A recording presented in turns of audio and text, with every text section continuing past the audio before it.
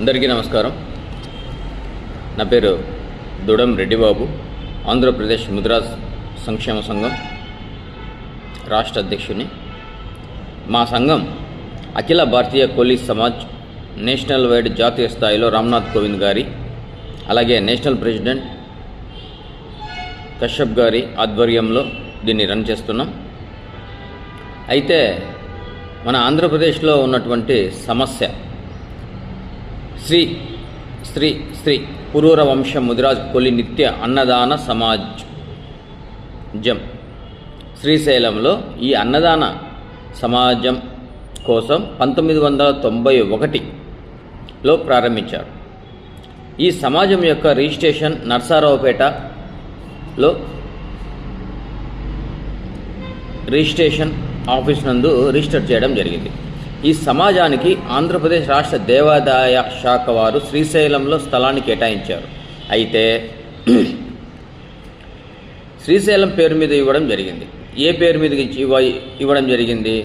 శ్రీ పురూర వంశ ముదిరాజ్ కోలీ నిత్య అన్నదాన సమాజం. అయితే ఆంధ్రప్రదేశ్ రాష్ట్ర వ్యాప్తంగా ముదిరాజ్ కులస్తులు కూడా విరాళాలు ఇచ్చారు. ఈ పురూర వంశ ముదిరాజ్ కోలీ నిత్య అన్నదాన సమాజం కోసం మాత్రమే విరాళాలు ఇచ్చారు.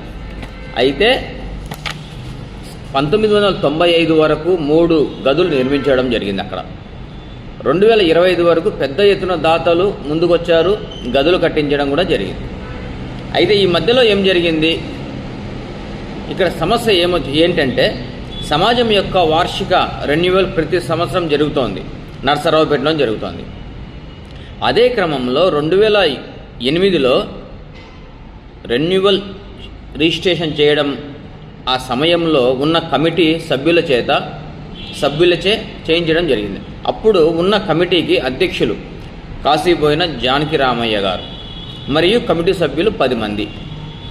2005 సమయంలో రోజుకు రోజు శ్రీశైలం ఆదాయం పెరగడంతో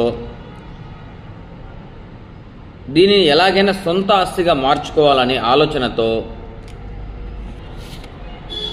రిజిస్ట్రేషన్ రెన్యువల్ చేసే సమయంలో 10 రోజుల తర్వాత 2008లో పురూర వంశ ముదిరాజ్ కోలీ నిత్య అన్నదాన చారిటబుల్ ట్రస్ట్ శ్రీశైలం అని మాచర్ల సబ్ రిజిస్ట్రార్ ఆఫీస్ నందు కాశీపోయిన రామయ్య గారు, జానకి రామయ్య గారు అధ్యక్షులుగా ఉంటూ ₹1000 డిపాజిట్ చేసి మూలధనంగా ఏర్పాటు చేయడం జరిగింది.